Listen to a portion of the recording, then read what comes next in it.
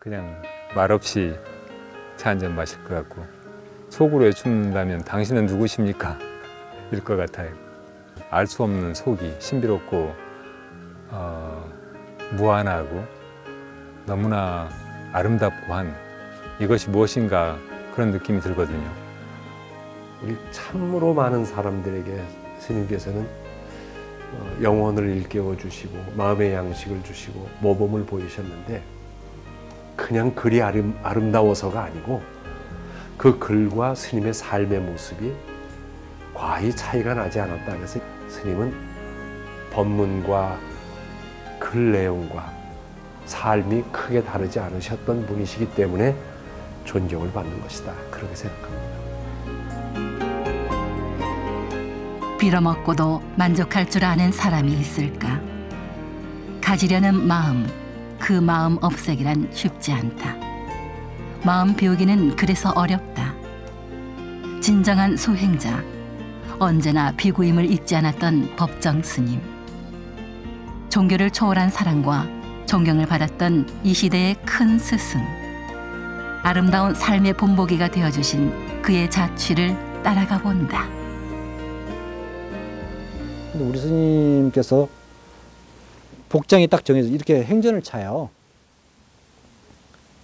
지금은 스님들이 행전 차시는 분들, 어른 스님들이 거의 안 계시잖아요. 근데 우리 스님은 그냥 항상 행전을 착용하시고, 그 스님의 그런 모습이었습니다. 단정한 모습, 앞으로 보나 뒤로 보나 수행자의 모습. 그것이 스님의 모습이지 않나 싶어요. 출가하려는 그 결심을 하고 순천 송광사 불이람에서 처음 만나 뵀습니다.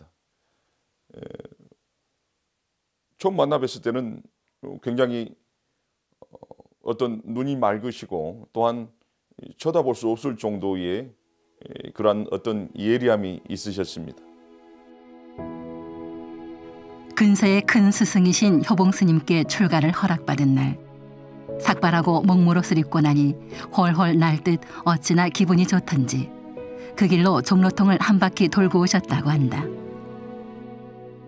진리를 구하고 진정한 자유를 찾고자 하는 법정 스님의 간절한 마음은 스스로에게 엄격한 수행으로 차곡차곡 채워졌다. 스님께서는 또 우리 노스님, 효자, 봉자, 노스님을 시봉하면서 그런 교훈을 받으셨다고 얘기 들었습니다. 그 일하러 상계사에서 우리 노스님을 모시고 시봉할 때인데, 그 당시는 이제 탁발을 해서 마을에 가서 탁발해서 돌아와서 공양을 지어야 되는데 공양 시간을 놓쳐버리셨대요. 그랬더니 스님께서, 우리 노스님께서 그런 얘기, 이제 오늘 사시 공양은 안 먹는 걸로 하자. 그래서 이제 노스님 공양을 굶게 하신 거죠. 그러니까 그렇게 함으로써 당신이 철저한 시간 개념, 저한테 굉장히 강요하셨고, 지키면은 불호령이 떨어지셨어요. 자기 질서를 지켜라. 출가 수행자는 누가 감시하는 게 아니라 너가 너 자신을 감시하는 것이니까 너와의 약속, 그것은 철저히 지켜라. 남을 속일 수 있어도 너 자신을 속일 수 없는 것이고, 수행자는 누구의 약속이 아니라 너 자신의 약속이기 때문에 그 너와의 약속을 지켜라. 그리고 자기 질서를 지켜라. 그런 얘기를 많이 말씀하셨습니다. 스님께서는 사실 모시고 살 때 조금도 시자나 함께 사는 사람이 불편하지 않게 그렇게 배려하시는 마음이 너무 많으셨어요. 당신 속옷이라든지 걸레라든지 이런 거를 이걸 빨아라고 하신 적도 한 번도 없고, 방 청소 같은 것도 와서 하라고 하신 적이 없으셨어요. 그런 거 다 손수 당신이 하시고, 그리고 제자라고 해도 지금 뭐 경을 본다든지 참선한다든지 중요한 뭔가를 하고 있으면 절대 불러서 이거 해라 저거 해라 이렇게 방해하시는 법이 없으셨죠. 그러니까 스님 모시는 거는 거의 힘든 것이 아무것도 없었어요. 그리고 아주 소중하고 감사한 그런 기억뿐이죠. 큰 스님께서는 모든 생활을, 일상생활을 혼자서 해결하십니다. 부엌에 불을 떼시더라도 항상 당신께서, 큰 스님께서 직접 그렇게 하셨습니다.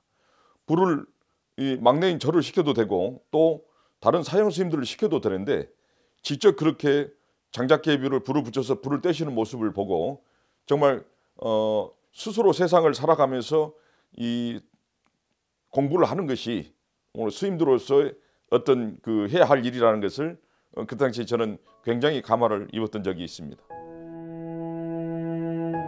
법정 스님은 평소 수행자란 시퍼런 칼날 위에 서 있는 것과 같다고 말씀하시며 한치의 어긋남도 없이 생활하셨다. 1960년대에는 운어 스님의 부름을 받아 불교 사전을 펴내고 경전을 한글로 번역하는 일로 바쁘게 보냈다. 1959년도에 법정 큰 스님을 처음 배웠는데 이 해인사에서 자원 큰 스님께서 계실 때 자원 큰 스님께서 법정 스님께 방을 비워드렸어요. 그리고 음식이 됐건 옷이 됐건 일용품 모든 것을 챙겨서 잘 드리는 거예요, 법정 스님을. 근데 그때는 법정 스님께서는 예불도 제때 안 나오시고 또 마당 소지하러도 제때 안 나오시고 고향하러도 잘 안 나오셔요. 그래서 대중과 나는 법정심을 별로 안 좋아했거든요. 그래서 어느 때 한 번은 그 법정 큰 스님께 갖다 드리라고 자원 큰 스님께서 뭘 주셔. 그래서 내가 안 갖다 드리겠습니다 하니까 왜 안 갖다 주느냐. 대중들이 미워하는 스님을 뭐 때문에 스님을 챙겨주십니까 하니까 자원 큰 스님께서 그런 말 하지 마라. 그 스님은 공부를 열심히 하는 바람에 대중생활을 못하기 때문에 앞으로 한국 불교를 위해서 크게 이바자 할 뿐이니까 잘 모시라 그러시는 거야. 그래서 그 말씀 듣고 두 번째는 친절하게 갖다 드리니까 법정 큰 스님께서 방으로 들어오라고 그래. 그래서 들어갔더니 내외 경전보다도 외래 경전 책을 산더미 같이 쌓아놓으시고 보시는 거예요. 그래서 깜짝 놀랐지. 우리는 못 보라 하면서 어떻게 스님을 이렇게 보십니까 하니까 스님 생활 하려면 이런 것도 다 봐야 돼. 애청이 너도 나중에 다 봐야 된다 그러시더라고. 그래서 그때 생각하기를 내외를 겸전해야지 훌륭한 스님이 되는구나 해서 나중에 대학을 들어가게 됐습니다. 법정 스님께서 나보고 대학 가는 것을 너무나 좋아하시고 이끌어 주신 그런 스님이에요. 그리고 법정 스님을 제일 처음 볼 때는 차가우면서도 따뜻한 것을 느꼈습니다. 왜냐하면 흩어진 생활을 한 번도 한 적이 없고 아주 질서정연하게 방이라든지 툇마루라든지 마당이라든지 하는 것을 책 정리라든지 너무나 깔끔하게 하고 계시고 옷까지도 너무나 깨끗하게 빨아서 입는 걸 보니까 나도 저 스님을 모델로 삼아서 스님 생활 해야지 하고 그런 마음을 가졌습니다. 이게 보통 사람이건 지도층에 있는 사람이건 언행 일치가 참 힘든데 두 가지가 근데 제가 가까이서 17년을 모셔보니까 우리 법정 스님의 경우는 세 가지가 일치를 해요. 세 가지가 글, 말, 행동이 세 가지가 있다. 그러니까 말과 행동만 같은 게 아니고 글까지 똑같아요. 세 가지가 일치한다는 게 보통 어려운 게 아닙니다. 그게. 네? 글은 그럴듯하게 쓸 수 있잖아요. 근데 행동은 속된 말로 호박씨 간단 말 있죠. 호박씨 간다고. 그러기 쉬운데 스님의 경우는 전 밀폐된 자리건 비공개 자리건 어떤 자리에서도 우리가 농담 삼아서 스님 약으로 하시고 고기 한 점 드시지요. 또 우리 그러면 전생에 많이 먹어봤어. 그러니까 전생에 못 잡순 분들은 많이 사셔. 그리고 절대로 그것을 어긋나지 않습니다. 그러시고 이 법정 스님 하면은 그냥 처음에는 굉장히 그 뭐라고 할까 면도칼이에요. 날카로워요. 인정사정 없어요. 아주 호되게 그냥 찔러도 피 한 방울 안 나올 것 같은 그런 이미지 아닙니까? 법정 스님이. 사실 그랬고, 그런데 사실은 굉장히 유머러스해요.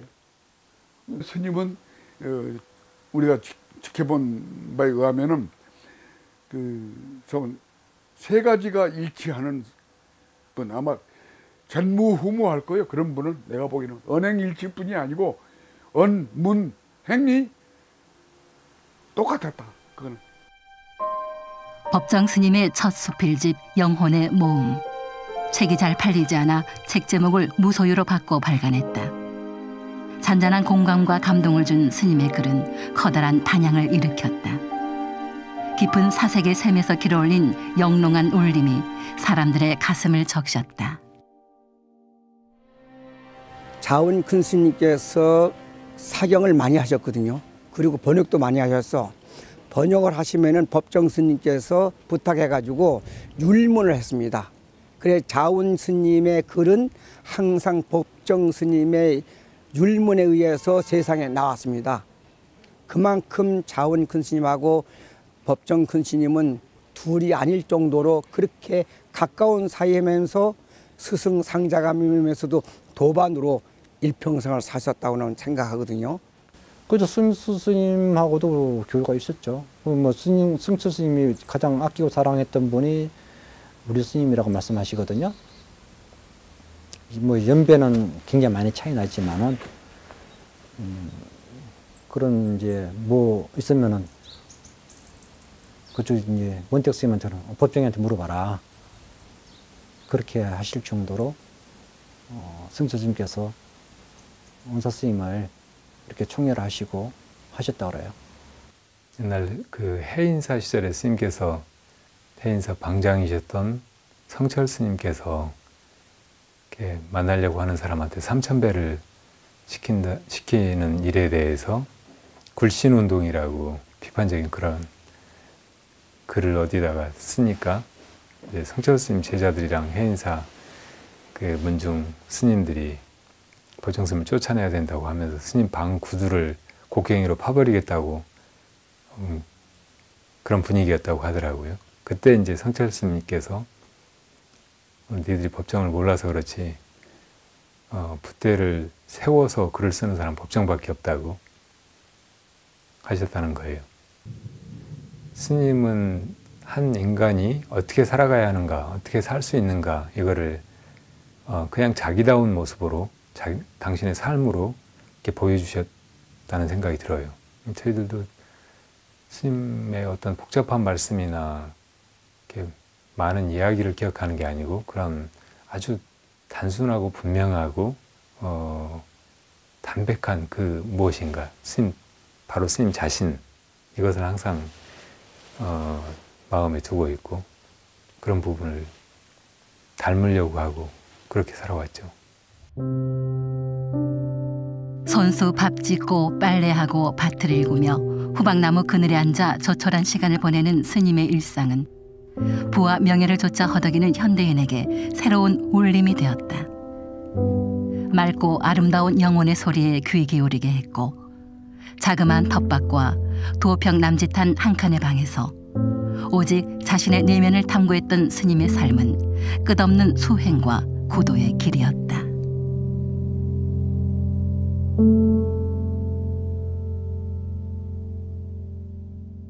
우리 일반인들이 공감대를 같이 소유할 수 있는, 느낄 수 있는 그런 시사성이 있는 또 남들이 못할 말씀을 스님이 대신 종교인이니까 그야말로 뭐 어디에 걸림이 없으니까 그런 대변할 수 있는 살아있는 정신 지도자 그런 개념으로 많이 하셨기 때문에 또 속 시원하게 내가 하고 싶은 얘기를 우리가 함부로 못하는 부분들을 스님께서는 하셨지 않습니까? 그런 것들이 일반인한테는 많은 공감대를 형성하지 않는가. 그것이 공감대 형성할 수 없는 말씀을 했다면은 그런 존경심이나 공경심이 없었을 텐데 스님께서는 그걸 과감히 하셨거든요. 그런 것들이 뭐 어떤 종교 지도자가 불교가 제일이다라든지 스님께서 불교 종교를 초월하셨으니까 그런 부분 말씀이 메아리가 있지 않았나 그래서 그런 생각합니다. 아마 수행자시기 때문에 엄격하고 또 모든 사람을 그렇게 정말 다정다감하게 다 친절하게 대해주긴 진짜 어려울 거예요. 왜냐하면 스님은 인기가 많으신 대중의 스타 비슷한 면이 있었어요, 사실은. 그런데 그걸 다 그렇게 대해준다면 스님의 수행에도 지장이 있고 힘드셨을 거예요. 워낙 정말 좋아하는 사람들이 많아서. 그런데 스님을 가까이 대해보면은 정말 따뜻하시고 유머 감각도 많으시고 말씀도 참 그래서 한마디 한마디 가끔 하시는 말씀도 재미있으세요.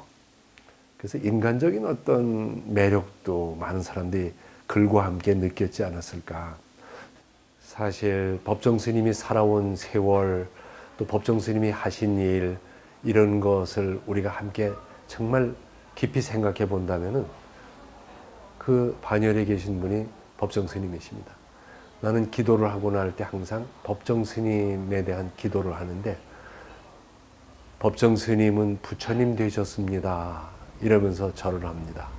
가장 큰 무게가 뭐냐? 법정 스님은 언행, 필행, 근치하셨다는 거예요. 그 말씀을 꼭 드리고 싶습니다. 언행일치 어렵죠. 필행일치 어렵죠.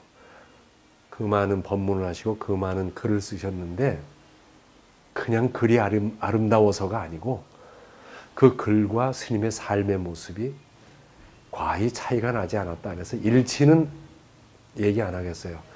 나는 근치라는 말씀을 드립니다. 스님은 법문과 글 내용과 삶이 크게 다르지 않으셨던 분이시기 때문에 존경을 받는 것이다. 그렇게 생각합니다. 누가 사진 찍자고 그러면은 안 찍었거든요. 내가 모델이 아니다 이거야. 근데 이 맑고 향기롭게 하면서 스님 저 사진 좀 찍은 게 좀 소원인데 저분은 저걸 가보로 여길 거요. 스님은 아무것도 아니지만 한 번 좀 베풀어 주셔야지. 스님 뭐 사진 찍으면 달아집니까? 그 조금씩 문을 여셔가지고 증명사진 찍을 사람 가봐. 또 이제 찍었으면 가. 또 다른 사람 또 증명사진 필요한 사람 오시오. 빨리 와. 10분 이상 안 돼. 빨리빨리 와요. 이래가지고 다 사진 찍어주시고. 그러니까 얼마큼 바닥으로 내려오셨냐. 맑고 향기롭게 하면서 완전히 달라지셨어요. 정말 아주 푸근하게 시골 외삼촌 같은 그런 면모가 막 나오시더라고. 이제 스님이 오시면 저 지금 진영각인 그 행지실에서 머물다가 이렇게 차담을 하고 또 회의를 하고 있는데 그 바깥에 이제 신도분들이 이렇게 이제 오시면은 법정 스님 얼굴을 조금이라도 이렇게 보고 싶어서 기웃기웃 거려요. 그러면 이제 그 행지실 문이 조금만 열려 있어도 밖에 지나가는 사람들은 그 조금 열린 그 문틈으로 스님한테 인사를 하는 거예요. 지나가면서도. 그러면 스님은 안에 계시면서 회의 중에도 그걸 놓치지 않으시고 계속 인사를 받아주세요.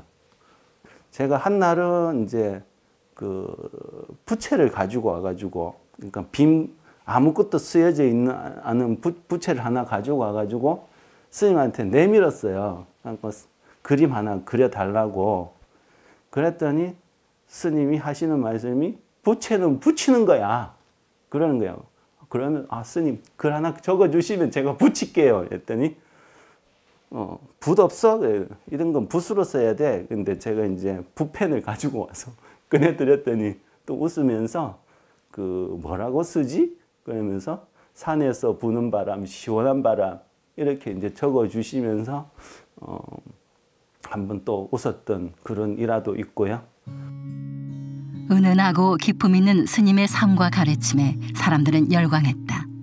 수많은 이들과 맑고 향기롭게 활동을 하는 바쁜 일정 중에도 스님은 다시 불이람으로 돌아갔다. 그마저 버리고 강원도로 거처를 옮긴 것도 고요한 내면의 질서를 지키기 위한 법정 스님다운 선택이었다. 스님께서 이제 책을 통해서 외부에 많이 알려지시고 많은 분들이 찾아오시고 그러니까 불이람 시봉은 있지만은 혼자 사셨거든요. 그래서 많은 분들이 찾아와서 하니까 당신을 수행하기가 굉장히 방해롭고 하시니까 심지어 신발을 옮겨놓고 없는 것처럼 지내시기도 하고 그러다가 이제 스님께서 강원도로 우리가 말하면 언거를 하시게 된 거죠. 당신이 그런 얘기를 하셨습니다. 내가 뭐 이렇게 글을 써서 불러드린 건 아니지만은 찾아오는 사람들을 어떻게 제지할 수 있는 방법은 없으니까 내가 자리를 피하는 거다. 그런 얘기를 하셨습니다. 스님은 핸드폰도 없지. 그 오두막에도 전화도 없지. 주소도 모르지. 연락할 길이 없어요. 20일 만에 스님이 나타나셨어. 아니 스님 도대체 어떻게 된 겁니까? 그랬더니 그때 그 개울에서 미끄러지자고 머리를 다쳤어요. 혼자서 이걸로 묶고 먹기름 바르고 된장 바르고 해가지고 그러니까 연락을 길이 없더라고요. 연락할 길이 없어 연락을 못했다 그런 거야. 그래서 야 돌아가서도 모르지 않겠냐 이러다가는 좀 알려주세요. 안 된대. 너만 알아라 하고 다 알게 된대. 그러니까 절대로 안 되고 만약에 나 따라서 알게 되면은 내가 또 이사 갈 테니까 나 귀찮게 하지 마라. 딱 그러시는 거예요. 근데 큰 스님께서는 뭐 이 평소에도 그 명예와 또 부와 또한 어떤 직책을 원하지 않으셨습니다. 그래서 평생을 정말 이 주지직 한번 맡지 않으시고 또한 그렇게 뭐 고급스러운 그런 곳에서 주무시지 않을 정도로의 그렇게 청빈함을 몸소 실천하셨습니다. 법정 스님과의 인연도 그렇게 사람들 속에 사라질 수 없는 어떤 것으로 자리 잡아서 사람들의 길을 밝혀주는 것 같고요. 근데 스님께서 항상 자유롭게 그 누구도 따라가지 않고 당신다운 생애를 살아 보였듯이 우리 역시 스님께서 말씀하신 것들을 큰 가르침으로 받아들이되 우리다운 인생을 살아감으로써 스님의 뜻을 이어가야 되지 않나 그런 생각입니다. 뭐 어떻게 형용할 수 없는 심정이었습니다. 뭐 우리 언젠간 헤어지고 만나고 뭐 한다지만은 열반이라는 것 자체는 다시 뵐 수 없는 거잖아요. 살아계시면 어딘 쳐다뵐 수도 있고 만날 수도 있지만은 돌아가시면은 가장 안타까워서 마음속에는 존재하겠지만은 대화가 안 된다는 거. 여쭤보면은 한마디 해주실 수 있는 분이 안 계시다는 거. 그게 가슴이 아프죠. 맑은 글로 세상 사람들의 마음을 어루만져 주신 법정 스님.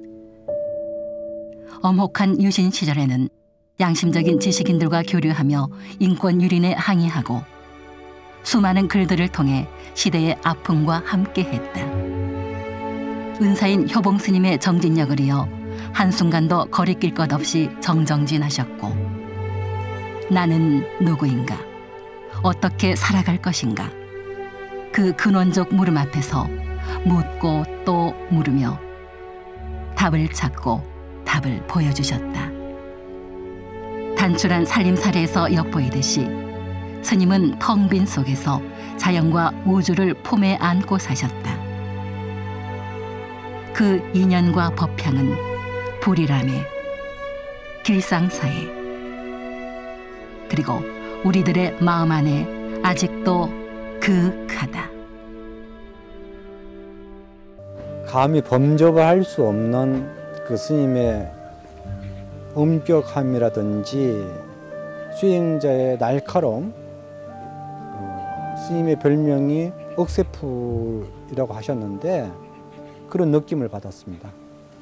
우리가 꼭 스님을 스승이다 혹은 어른이다 이런 식으로 생각해서가 아니고 그냥 한 인간으로서 정말 잘 사셨던 분, 정말 나도 그렇게 살고 싶은 거울 같은 삶을 보여주신 분, 이렇게 생각해서 스님을 더 친근하게 느끼고 스님을 잊지 말고 기리고 그렇게 살았으면 좋겠다는 생각이 들어요. 법정 큰 스님께 나는 출가해야 되겠다는 마음을 먹고 그렇게 순천 송광사 불이람에 직접 찾아갔었습니다. 큰 스님 밑으로 출가하고 싶습니다. 그렇게 말씀드렸더니 나는 상자를 받지 않는다고 말씀하셨습니다. 상자 한 병에 지옥이 한 번인데 어찌 많은 상자를 받을 수 있겠는가? 그래서 난 상자를 받지 않는다 그렇게 말씀하셨습니다. 어디에도 얽매이지 않는 진리와 자유를 찾아 출가한 법정 스님. 평생 그 결기를 잃지 않고 스스로를 거울 삼아 홀로 매섭게 수행했다. 그래서 종교를 초월해 아름다운 우정을 나눈 이혜인 수녀님은 스님을 가리켜 늘 푸르름을 잃지 않고 꼿꼿하게 서 있는 소나무라고 했나 보다. 세상과 더불어 하화 중생하려는 스님의 서원은 새로운 인연으로 꽃을 피웠다.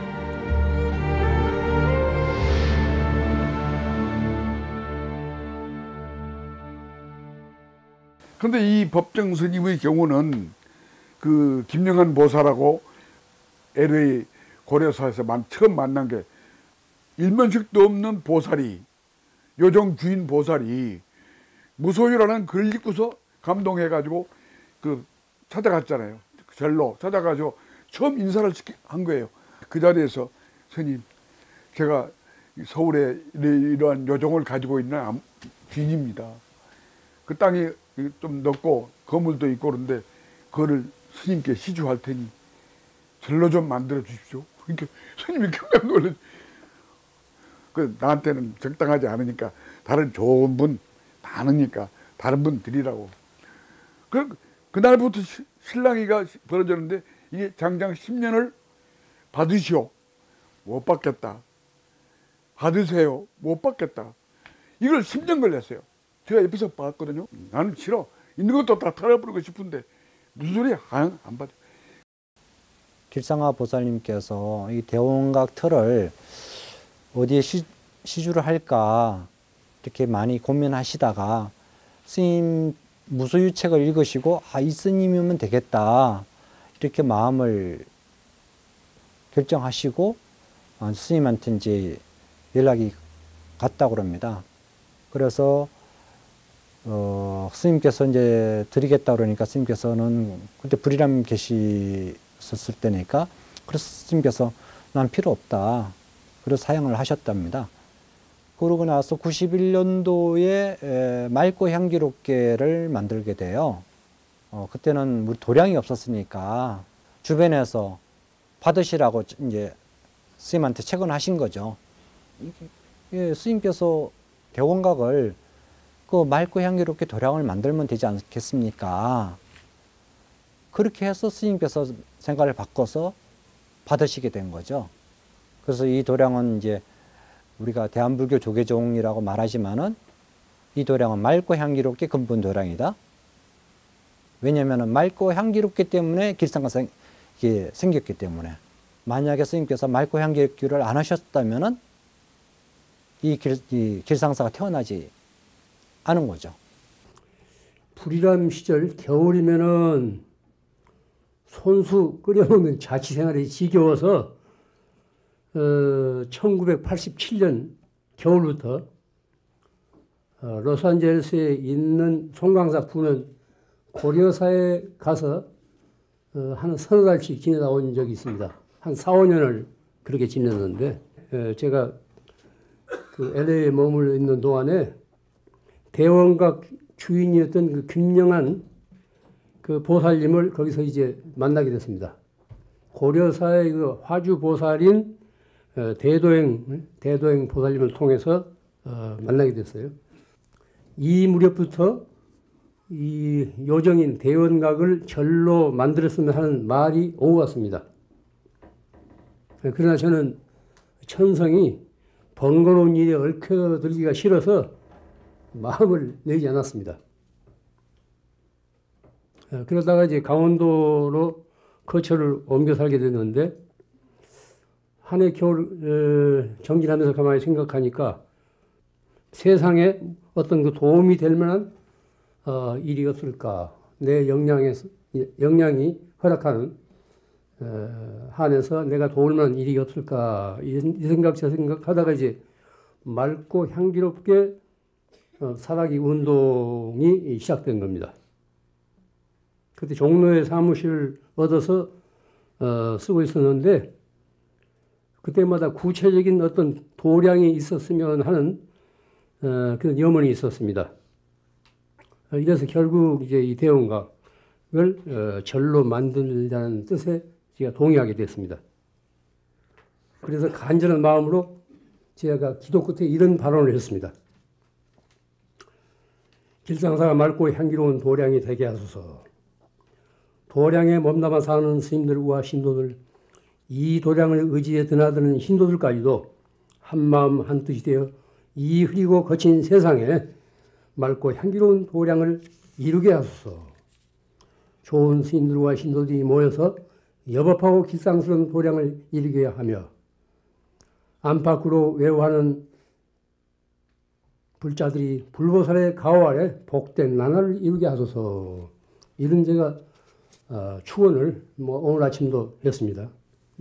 이런 그 제 염원은 제가 앞으로 살아있는 한, 또 이 길상사를 존속하는 한 계속 이어질 것입니다. 천억 상당의 대원각을 아무런 조건 없이 시주한 김영한 보살. 한때 백석 시인과 아름다운 사랑을 나눴고 가난에 내몰려 기생이 되고 사업으로 엄청난 재산도 모았지만 법정 스님의 무소유 사상을 접하고는 모든 것을 내려놓았다. 무주상의 깨끗한 마음이 부처님의 삼보 정제로 재탄생한 것이다. 욕망의 노랫가락과 웃음소리는 범종소리와 풍경소리로 바뀌어 장엄한 수행 도량으로 거듭났다. 권력을 가진 이들의 오욕칠정으로 떠들썩했던 곳이 고요하고 평화로운 도량으로 탈바꿈했다. 성모 마리아상을 닮은 관음상마저 종교의 벽을 허물며 자비와 미소로 우리를 인도한다. 길상사는 이름처럼 복되고 상서로운 곳이 되었다. 사람이 죽고 나면 아무 필요 없는 것들을 살아생전에 너무 많은 것들을 쌓아두지 말고 항상 내가 또 과다하다 싶으면은 언제든지 그 물건을 덜어서 보생을 행할 수 있는 그런 마음을 가져야 된다고 그렇게 항상 말씀하셨습니다. 꼭 필요한 것만큼을 갖고 생활하는 게 오히려 더 세상을 살아가는데 덕을 쌓는 길이 아닌가 그런 생각을 개인적으로 해봤습니다.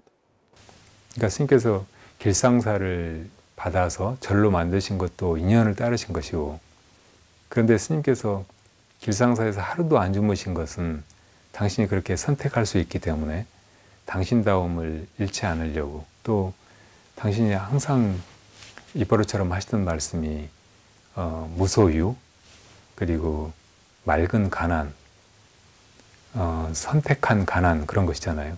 그리고 한 개인 안에서의 어떤 질서, 내면의 절제, 혹은 이렇게 단순하고 맑아지는 것, 이런 것이 얼마나 중요한가를 늘 얘기해 오셨기 때문에 그런 걸 당신이 선택할 수 있으니까 길상사에 가서 잘 수도 있고, 또 거기 기거할 수도 있고, 거기서 어른 대접 받으면서 편안하게 노년을 보낼 수도 있고, 그런데 그것은 당신의 그 평소의 소신이나 이야기하고 다른 것이니까 그렇게 안 하신 거죠.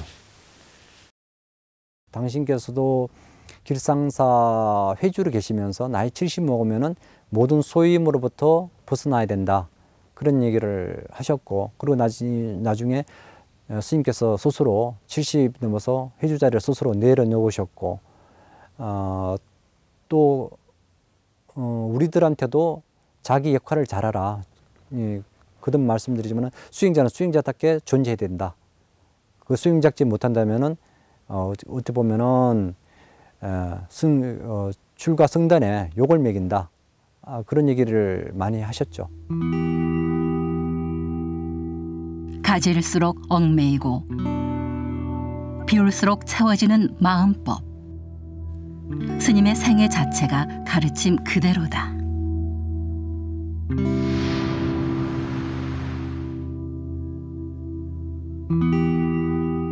나는 가끔 사람들에게 무소유를 현대의 경전이라고까지 얘기합니다. 스님, 무소유인데 저는 가진 게 너무 많습니다. 어떤 면에서 우문이죠. 무소유라는 것은 갖지 말라는 게 아니고 열심히 일하고 돈 많이 벌 때 필요한 것 이상 가지려고 하지 말고 또 많이 가졌으면 좀 나누고 물건에 매이지 말고 돈에 매이지 말고 좀 자유로운 그런 정신이 무소유 정신일 거 아닙니까? 스님은 저한테 반말을 안 하셨어요. 항상 존대를 하셨어요. 그것도 참 난 지금 이상하게 생각해요. 그래서 무소유라는 것이 그런 것이 갖지 말라는 것이 아니라 필요 이상의 것을 갖기 위해서 너무 힘들어하지 말라는 거. 그리고 가졌으면 혹시 필요 이상으로 가졌다고 생각하면 나누라는 것. 그러니까 가진 것에 너무 기대거나 편리함 또는 너무나 맛있는 것, 너무나 좋은 것 이것을 가지려는 욕심을 덜 내지요. 그래서 난 불편한 걸 즐기고 사는 것만도 난 스님의 가르침을 지금도 잘 실천하려고 노력한다 생각해요. 스님은 사석에서나 공개된 자석에서도 가난하게 살라는 게 아니다 이거예요. 자꾸 오해를 한다고 사람. 빈털터로 살라는 게 아니다. 정당하게 열심히 일해서 아주 올바른 직업 가지고 벌어서 잘 살아라 이게야. 단 필요 없는데 쌓아놓고 살지 말고 나눠주고 살아라. 무소유라는 게 거지로 살라는 얘기가 아니다 이거죠. 우리가 물어보거든요. 아니 무소유 하면 아무것도 없이 그냥 거지로 살란 말입니까? 이 사람들 이거 큰일 날 사람들이네. 나는 그런 뜻이 아니요. 불필요한 거 쌓아두지 말고 내가 열심히 좋은 일해서 남한테 이익을 주는 일을 해야 그 직업이에요. 올바른 직업. 그래서 당당히 벌어서 여유있게 살고 맛있게 먹고 잘 입고 깨끗하게 그리고 쌓아두지 말고 빼두지 말고 나눠줘라 이게 나눠줘라. 스님께서는 이제 베푼다는 것보다도 나눔이라고 표현하셨거든요. 베푸는 건 상하가 있는데 나눔이란 것은 수평관계죠. 우리가 소유하는 것은 영원히 소유할 수 없는 거지 않습니까? 베푼다는 것은 내가 너한테 준다 그러지만 나눔이란 것은 그냥 똑같이 넣고 없이 그냥 나누는 사상이거든요. 그런 부분에서 이제 무소유 사상이라는 것은 우리가 소유 한계가 있는 거거든요. 적당량 있으면은 나눠주고 넘치면은 나눠줘 버리고 넘치지 않게끔 해야죠. 그러니까 그것이 무소유 정신이 아닌가 싶습니다. 맑은 가난과 청빈한 일상을 몸소 실천하신 법정 스님. 잔잔하면서도 친절한 가르침은 지친 사람들을 따스하게 다독여 주었고 시원하고 서늘한 한 줄기 바람이 되어 무뎌지고 혼탁해진 마음을 맑게 씻어주었다. 비우고 내려놓음으로써 온 우주를 품에 안는 도리. 가지고자 하는 욕심이 없기에 스님은 언제나 세상을 향해 있었고 중생을 잊은 적이 없다.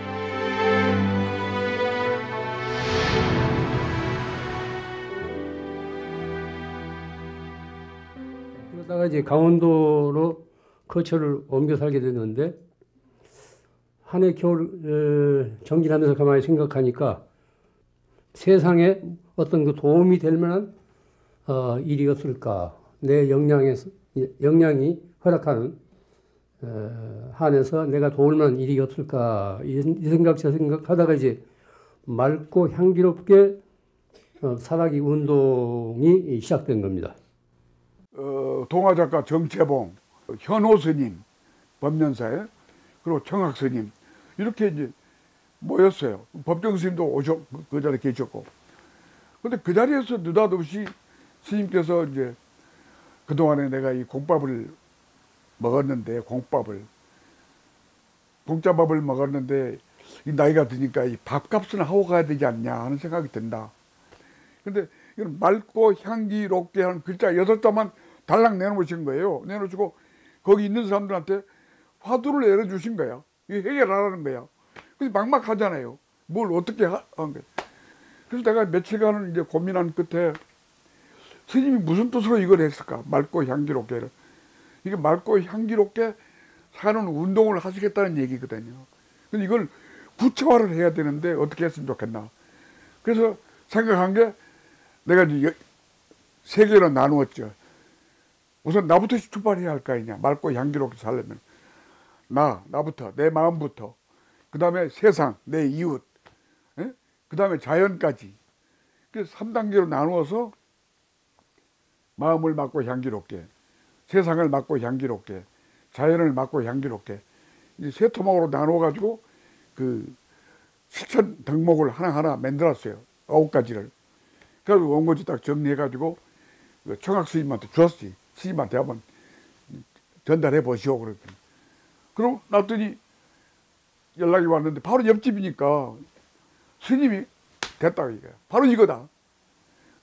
일단 법정 스님께서 그 93년도에 그 이제 강원도에 계시면서 그 연꽃을 참 좋아하셨는데 그 당시에 이제 창덕궁 독립기념관에 그 연못에 연꽃이 뽑혀 나가는 일이 발생이 됐다 그래요. 그래서 이제 스님께서 그 소식을 듣고 그 현장을 찾아가서 직접 확인을 하시면서 동아일보에 그 연못에 연꽃이 없다라는 글을 발표를 하십니다. 그러면서 그 사연이 이제 그 당시에 대통령님이 김영삼 대통령님인데 김영삼 대통령님이 교회 장로 출신이다 보니까 밑에 있는 그 공무원들이 그 연꽃이 불교를 상징하는 꽃이다라는 이제 인식으로 연꽃을 다 뽑아버린 거죠. 그래서 이제 스님의 그 글을 김영삼 대통령이 보시고 다시 이제 심어라 하는 에피소드도 있고, 그러면서 이제 스님께서 우리 마음에 연꽃을 심는 운동을 해야 되겠다라는 생각을 하셨던 것 같아요. 그래서 그것이 93년 7월이고 또 이제 정식적으로 이제 주변 분들과 이렇게 모임을 가지고 주창을 한 것은 93년 8월이고 정식적으로 94년도에 발족이 되었습니다. 스님 입적 당시에 제가 이제 듣기로는 그 인쇄가 하나도 없었다라는 말씀을 제가 전해 들었었어요. 그래서 아무도 모르게 그 스님께서 이제 불이람이 계실 때부터 그 인쇄를 이렇게 받으시면 이렇게 주위 분들에게 그 고등학생이나 대학생들 이렇게 장학금을 이렇게 매번 이렇게 주셨고, 또 초창기에 맑고 향기롭게가 어려웠을 때 힘들었을 때도 그 스님 인쇄를 또 맑고 향기롭게로 항상 이렇게 환원해 주셨었고요. 어떤 휠체어를 타신 분께서 사실은 어렵게 큰 스님의 진영각을 둘러보시면서 그런 말씀을 하셨습니다. 제가 다리가 정말 불구가 되지 않았을 때 큰 스님으로부터 굉장히 도움을 많이 받았었다는 그런 말씀을 하셨습니다. 그래서 제가 어디에서 도움을 받으셨습니까? 했더니 사실은 굉장히 불우한 환경에서 학교를 가지 못했는데 큰 스님께서 도와주셔서 사실은 학교를 나와서 그렇게 산업 현장에 들어갔는데 사실은 불의의 사고로 제가 다리를 잃었습니다.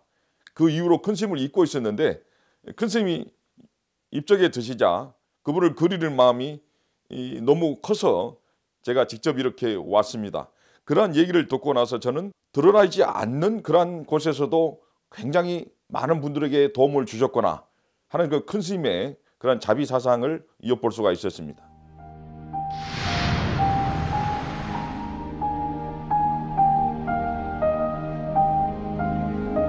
마지막 가는 길에서도 스님은 여지없이 훌훌 털고 가셨다. 관과 수의를 마련하지 말고 이웃에 방해되지 않는 곳에서 평소의 승복을 입은 상태로 다비하라. 사리를 찾으려고 하지 말아라.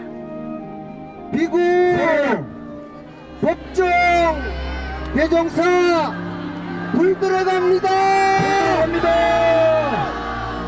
불 들어갑니다. 불 들어갑니다. 평소 하신 말씀 그대로 바람처럼 노을처럼 무심하게 떠나셨다. 내 것이라고 하는 것이 남아있다면 모두 맑고 향기롭게 활동에 사용토록 해달라. 그동안 풀어놓은 말빚을 다음 생에 가져가지 않으려 하니 부디 내 이름으로 출판한 모든 출판물을 더 이상 출간하지 말아달라. 진실한 수행자, 영혼을 일깨운 스승, 아름다운 한 사람을 만나 그 지고지순한 마음을 보았다면 머나먼 어느 날 우리도 아름다운 사람이 될 수 있지 않을까.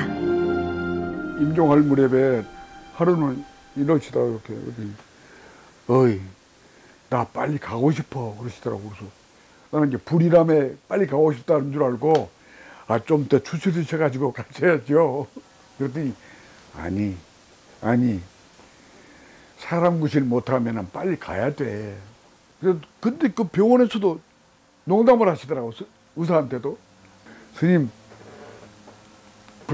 어디 불편한 데 없으십니까? 그러니까 불편하니까 누워 있잖아요. 예? 농담도 하시고 거기서 참 그래서 참 이런 어른 참 옆에서 모셨다는 게 참 행복하다 하는 생각이 드는데 스님의 그 향기로운 마음, 진실한 마음, 수행자로서의 그 아름다운 모습을 우리가 계속 지키기 위해서 스님의 뜻을 자꾸 생각하고 공부하고 익히고 서로 이야기했으면 좋겠다는 생각입니다. 꼭 필요한 만큼을 가질 때 최소한의 마음의 부담감을 덜고 또한 인생으로 홀가분하게 살 수 있다는 그런 내용이 가장 기억에 남는 것 같습니다. 이 자리에 예전처럼 그렇게 법회를 해주셨으면 좋았을 거라는 그런 생각을 항상 가져보았고 또한 매화꽃이 필 때나 또 용춘화꽃이 필 때 더욱더 큰 스님이 뵙고 싶고 그리웠습니다. 그 스님 마지막 가실 때 그 모습 이거는 정말 스님이 평소에 살아오시던 그대로였고 스님 말씀 그대로였고 또 아주 젊은 시절에 그 유서를 글에다 쓰신 게 있잖아요. 거의 그렇게 그대로 되었고 스님같이 그렇게 언행일치하고 안팎이 철저하고 심지어는 사후의 일까지도 그렇게 평소대로 그렇게 되도록 만드신 분은 없지 않나 이런 생각이 듭니다. 이제 항상 저희들은 수행자답게 당당하게 살아라. 수행자는 난 부끄럽지 않게 당당하게 사는 거. 스님께서도 저한테 그렇게 말씀하셨고 스님한테 스승에 대한 보답으로서 부끄럽지 않게 수행자답게 잘 살겠다는 말씀을 드리고 싶습니다. 남들이 눈길 한번 주지 않는 곳에서 조용히 땅을 바꾸고 사람과 세상, 자연결을 바꾸다 보면 누리가 모두 불국토로 바뀔 수 있음을 의심하지 않으셨던, 그래서 무소유 정신과 맑고 향기롭게 운동으로 가난한 중생의 마음을 위로했던 스님. 마치 세상과 자연에 빚진 사람처럼 감사의 마음으로 한평생을 사셨던 스님. 이제 우리가 그런 스님께 빚을 갚아야 할 때가 아닐까. 스님같이 그렇게 의식이 깨어있고 순간순간 아주 여유롭게 또 투명하게 반응하는 그런 지성을 찾기가 힘들 것 같아요. 그래서 그런 게 어떤 때는 스님 앞에 가면 사람들이 다 약간 긴장하고 분위기가 좀 심각해지고 그랬는데 그런 걸 단박에 깨뜨리고 사람들 복수하게 만들고 그랬었어요. 한 번은 강원에 있으면서 점심 공양 끝나고 그때 갔더니 스님께서 공양 중이시고 그 공양 하시는 부엌 앞에 어떤 보살님이 빨간 잠바 입고 굉장히 느린 그 전라도 사투리로 뭐라고 하고 있더라고요. 근데 제가 어떻게 이제 그 부엌 쪽으로 가다가 그 대화를 어떻게 됐어요. 근데 그 보살님이 그러는 거예요. 스님이 혼자 여기서 뭘 끓여 드시고 사시는지 제가 항상 걱정하고, 저도 밥 먹을 때마다 혼자 먹는데 스님 생각해요. 그러니까 스님께서, 부사님, 이거 밥 먹으면서 나를 생각해. 내가 반찬이야? 그렇게 아주 순간순간 유머를 내보이시는 경우가 있었는데, 그런 일화들은 셀 수가 없죠. 그 다음 날에는 또 전보가 왔는데 돌아가셨다는 전보를 제가 받았어요. 속과 혈연인 마지막 남은 어머니가 돌아가셨음에도 불구하고 가지지 않는 그런 마음, 그 마음의 자세. 그래서 어떻게 보면 스님께서는 철저하게 속과의 인연을 끊으시고 수행자의 다운 모습으로서 살아가신 모습으로서 저한테 큰 귀감이 됐고, 저도 그렇게 살아가고 있습니다. 출가사무는 하레사친을, 그러니까 단칼에 혈연의 정을 뭐든지 끊어버려야지만 출가 수행자의 도 수행을 할 수 있다, 이런 얘기 있거든요. 인정이 농후하면 도심소라, 그런 얘기 있거든요. 인정이 많으면 수행할 수 없다, 도 닦는 마음이 성그러진다, 그런 표현이 있듯이 저희 연사 스님은 그게 철저했던 것 같습니다. 속과 인연에 절대 가까이 하지 않으셨고, 또 가지도 않으셨고, 오시더라도 만나지도 않으셨고, 아직은 우리가 말하면 인정이 아니라 비정하셨거든요. 어떻게 보면 냉정했죠. 그렇기 때문에 당신이 수행자다운 모습으로 이렇게 살아오셨지 않는가 싶습니다. 처음에 상자를 받지 않으시겠다고 말씀하시면서 당신께서 단호히 말씀하셨습니다. 자네가 과연 부처님과 인연이 있는가 없는가는 행자생활을 3년 정도를 해야만이 알 수가 있다. 그 3년의 행자생활을 마치고 나면 그때 다시 한번 내가 생각을 해보겠다. 그렇게 말씀을 하셨습니다. 3년째 접어들면서 이제 그때쯤에서 저에게 한 번은 용돈을 주신 적이 있습니다. 그러면서 남은 1년 행자생활을 몸 건강히 잘하고 나와의 인연이 되자 하는 말씀을 듣고 정말 뛸 듯이 굉장히 기뻤던 기억이 납니다. 삶이 기막히게 아름답다는 것을 알고 있는가? 기쁘게 새벽을 맞이하고 하루를 온전히 사색과 겸손으로 채우니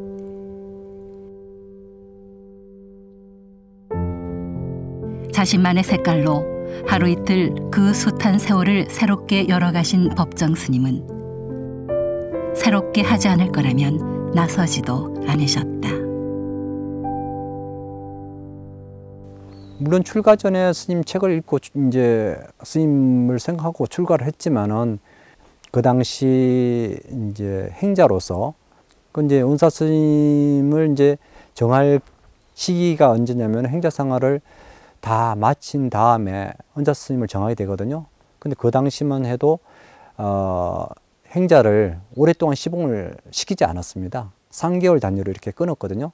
3개월 하면 딴 행자가 바뀌어서 스님 시봉하고 딴 행자가 3개월 끝나면 또 그런 식으로 이제 로테이션으로 돌아가면서 스님 시봉하게 되는데, 저도 이제 3개월로 올라왔다가 시봉 이제 3개월 끝나는 날 스님한테 말씀드렸죠. 내일부터는 스님 못 올라옵니다. 그랬더니 스님께서 하신 얘기가 행자님 계속 다니십시오. 원주 스님한테 말씀드릴 테니까 앞으로 계속 다니라고. 그렇게 해서 이제 그때부터 스님 시봉이 돼버린 겁니다.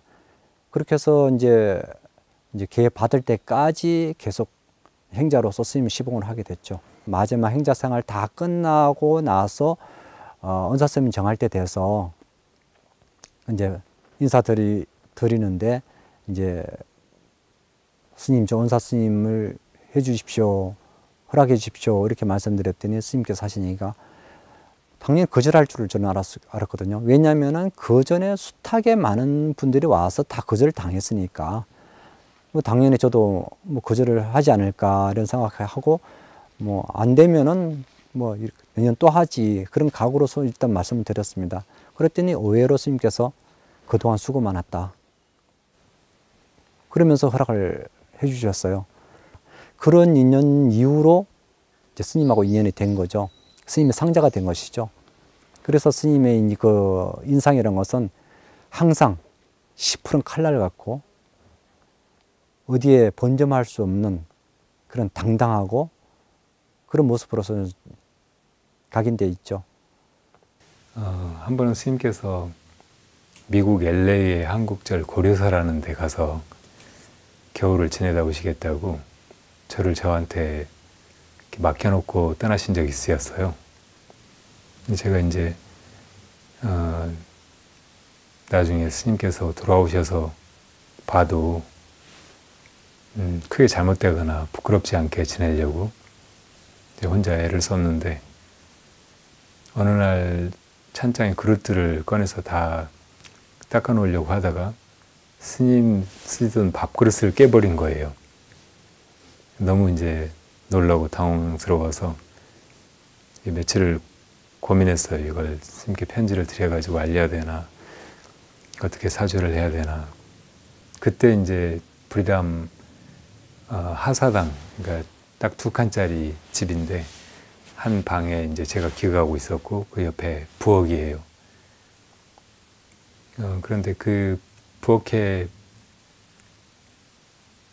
장이랑 찬장, 뭐 이렇게 마루 이런 것들이 그다지 깨끗하지가 않았어요. 끄름도 않고. 그래서 이제 제가 거기를 대대적으로 수리를 하기 시작했어요. 벽 허물어지는 데도 때우고 또 장을 2개나 짰어요. 그래서 이제 그릇들도 깨끗하게 정리해두고 그리고 여기저기 이제 청소도 하고 페인트도 필요한 데는 칠하고 이 정도 하면은 조금 사죄가 될까 이렇게 생각하고 왔는데 스님께서 돌아오셔가지고 문을 열어보시더니 너무 좋아하시더라고요. 깨끗하다고, 잘했다고. 그래서 이제 제가 그릇 깨뜨렸다는 말씀을 드렸더니 그릇은 다 때 되면 깨지는 거지 하시고 아무렇지도 않게 그냥 받아들이시더라고요. 그런데 이제 며칠 지나면서 스님께서 하루는 이 장은 여기 꼭 필요치 않으니까 어디 큰 절이나 다른 사람이 쓰게 갖다 줬으면 좋겠다고 하시더라고요. 그래서 이제 속으로는 다른 사람들은 보고 다 그 장이 아주 잘 만들었다고 칭찬하고 그래서 이제 스님 잘 쓰시면 좋겠다는 생각이었는데 이제 어디 줘버리라고 해서 조금 서운한 생각도 들었어요. 그래도 이제 스님 말씀이니까 자다가 큰절에 그 공양간에 갖다 놨더니 그 공양주 보살님이랑 너무 좋아하더라고요. 그리고 며칠 지났는데 또 스님이 다른 장도 다른 데 줘버리라고 하시는 거예요. 그러니까 그때는 좀 많이 서운한 생각이 들었어요. 그러니까 이제 나중엔 정말 화가 났어요. 나를 실험하시는 것 같기도 하고. 그래서 이제 그걸 어디 딱히 둘 데도 없더라고요. 큰절에 갖다 둔다고 해도. 그래서 지게에다 지고 산 위로 올라가서 그 앞 조계산이 잘 보이는 전망대 같은 데가 있었거든요. 근데 그 자리에다 그걸 놔뒀어요. 누가 지나가다가 산 볼 때 거기라도 앉아서 보면 좋겠다 싶어서.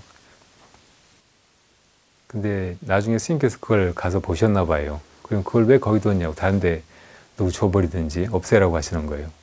그땐 정말 이제 화가 나서 도끼를 들고 가서 다 깨서 그냥 산에다 던져버렸어요. 근데 그렇게 산에다 막 팽개치는데 너무 후련한 거예요. 그리고 그렇게 던지면서 깨달았어요. 아, 내가 처음에는 이제 스님 그릇을 깨뜨린 것을 만회하려고 그렇게 했지만 이게 내 마음에 속는 일이었고 또 내가 만들었다는 그런 생각 때문에 이 물건들에 집착하고 있었구나. 그리고 그걸 스님께서 깨뜨리시려고 일부러 이렇게 집요하게 이거 갖다 줘버려, 저거 갖다 줘버려라. 이거 왜 여기 놔뒀느냐 막 그렇게 하셨구나 하는 걸 느꼈죠. 그리고 사실 나중에 이제 지내면서 제가 돌아보니까 그 자기가 가진 물건 혹은 자기가 만든 무엇인가에 대한 그런 애착이 그때 아주 통쾌하게 깨져버렸다는 자각이 들더라고요.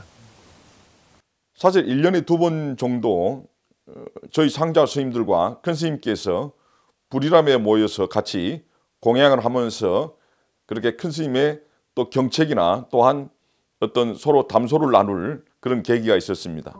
큰 스님께서 하늘의 별을 굉장히 좋아하셨습니다. 밤이 되면은 별자리나 인공위성을 찾기 뭐 그런 것들을 굉장히 좀 즐겨 하셨죠. 그래서 저희들도 그에 따라서 그렇게 상자 스님들이 누워서 하늘을 보고 별자리를 찾았던 그런 기억이 납니다. 불이라면서 바라본 밤하늘의 아름다움을 상자분들에게 보여주고 싶어서 아마 그렇게 하셨을 수도 있습니다. 네. 스님은 자연을 닮았다. 때가 되면 새순을 돋우고 때가 되면 잎을 떨구는 나무를 닮았다. 모든 품을 수 있는 산처럼 넉넉하고 미련 없이 흘려보내는 계곡처럼 무심한 삶. 자연을 가까이 하며 자연과 하나 되고자 했다. 여기 봄 되면 여행 가시잖아요. 어디로 가냐? 제일 먼저 가시는 게 섬진강 그 홍쌍리 그 여사가 하는 매화 마을 있잖아요. 거기 꼭 가죠. 매화꽃 피기 시작하면 바로 가신다고. 그 조그만 차 자기가 운전하시고. 근데 거기 가서 저한테 2번이나 술을 사서 택배로 보내신 분이에요. 매실주를 사서 그냥 비료 포대 같은 걸로 싸고 또 싸고 해가지고 택배로 보내신 거예요. 소포로. 그 2번을 제가 그 매실주를 스님한테 받아 먹어봤는데 거기서 보내주세요. 딴 데서는 한 적이 없고 그 매실 농장에 가서 거기서 담가놓은 매실주를 사서 저 우편으로 2번을 보내주셨는데 그리고 참 소탈하시고 심지어는 어디 법회 가면은 학생들이 아주머니들이 부사들이 책을 사가지고 오잖아요. 스님 책을. 그래가지고 스님 사인 좀 해주세요. 무슨 사인? 또 그것도 일종의 유머인도 모르겠어요. 뭘 써달라고 그러면 한 말씀, 한 말씀 됐어요.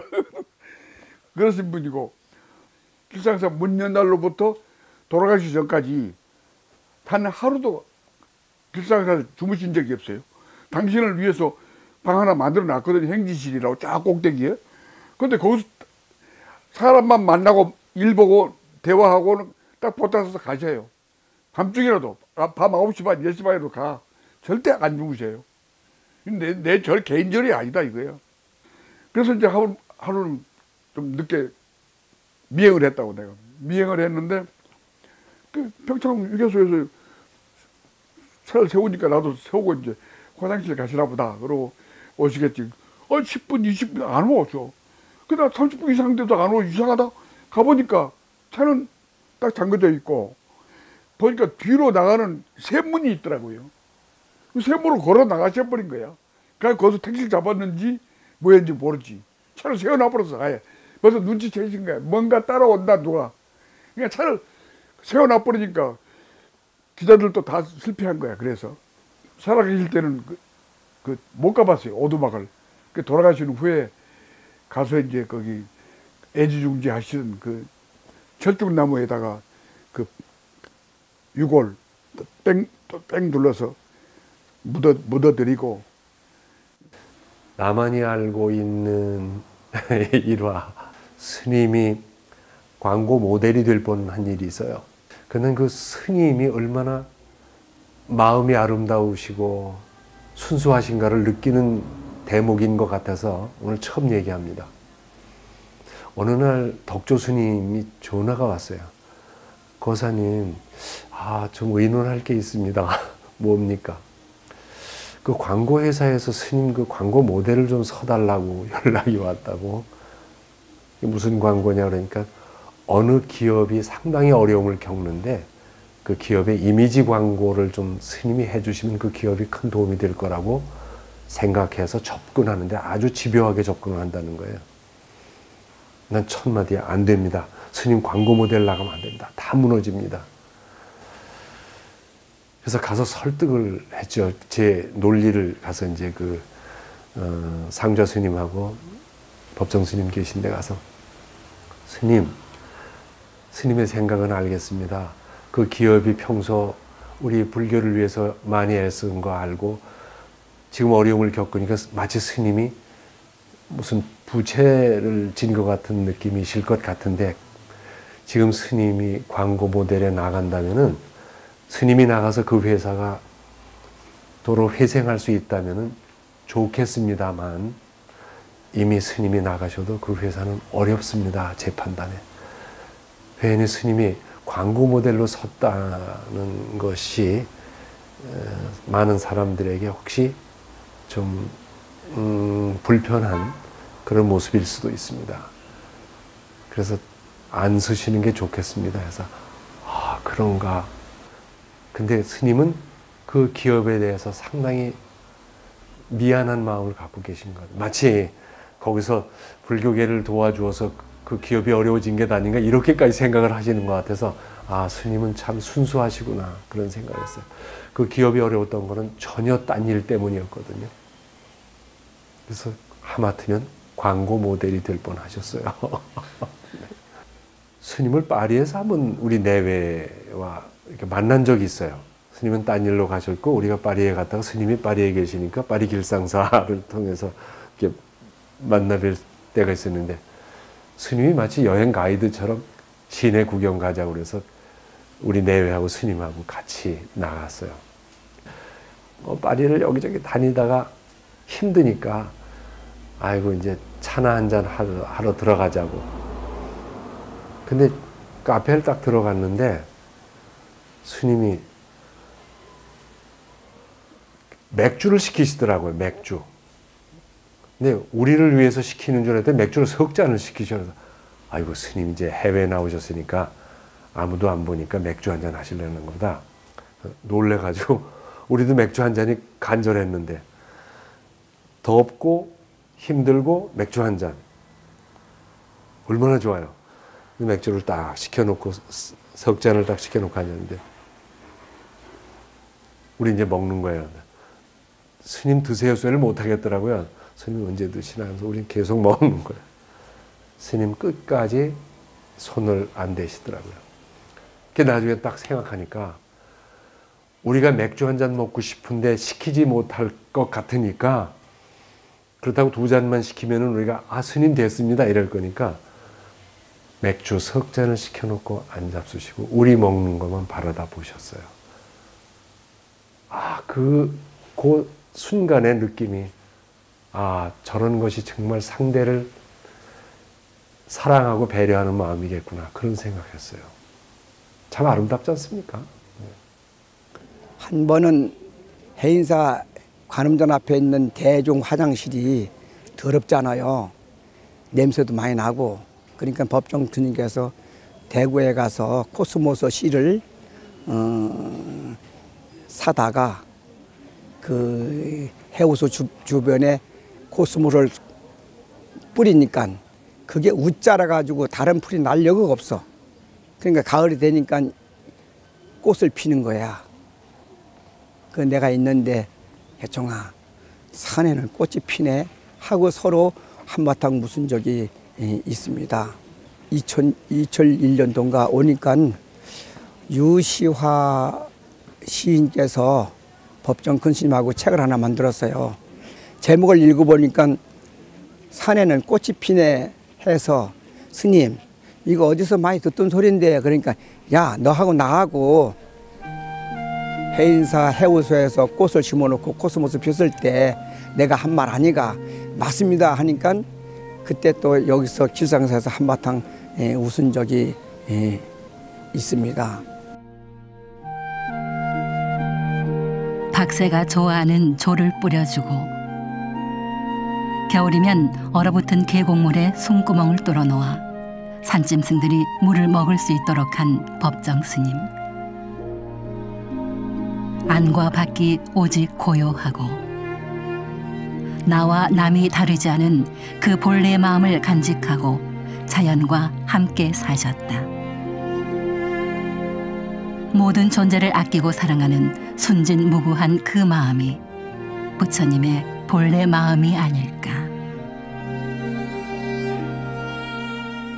어떻든 큰 스님의 어떤 향훈과 또한 유지가 남아있는 이 맑고 향기로운 근본 도량 길상사를 앞으로도 마찬가지지만은 가장 수행하고 정진하고 또 많은 분들이 또 마음을 쉬어갈 수 있는 그런 도량으로 그렇게 만들고 싶습니다. 스님, 제가 여기 있습니다. 이렇게 말씀드리고 싶어요. 그리고 스님도 여기 계시는 느낌이 언제나 저와 함께 있고요. 많은 사람들 가슴 속에 스님이 그렇게 새겨져 있는 것 같아요. 가장 나를 뭉클하게 하고 행복하게 하고 뒤흔들고 깨어나게 하고 하는 것이 있다면 누군가를 만나는 일이에요. 한 사람이라도. 법정 스님께서는 아주 많은 사람들에게 그런 분이었죠. 어떻게 사는 것이 아름다운 삶일까?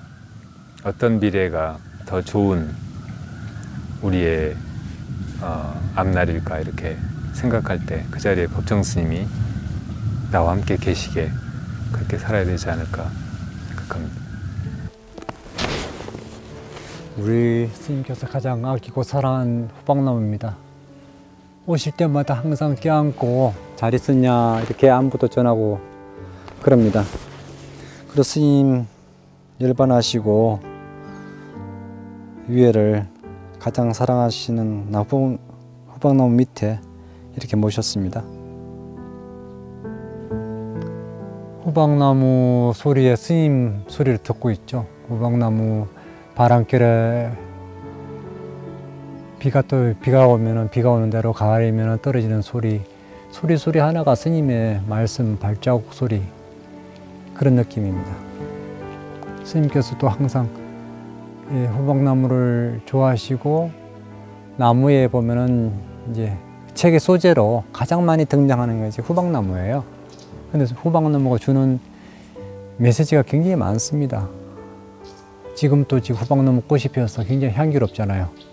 어떻게 보면 스님의 향기라고 생각하고 향기입니다. 아름다운 봄날, 스님께서 항상 봄을 좋아하셨고 봄에 가시겠다고 하셨는데 정말 아름다운 봄날에 가셨습니다.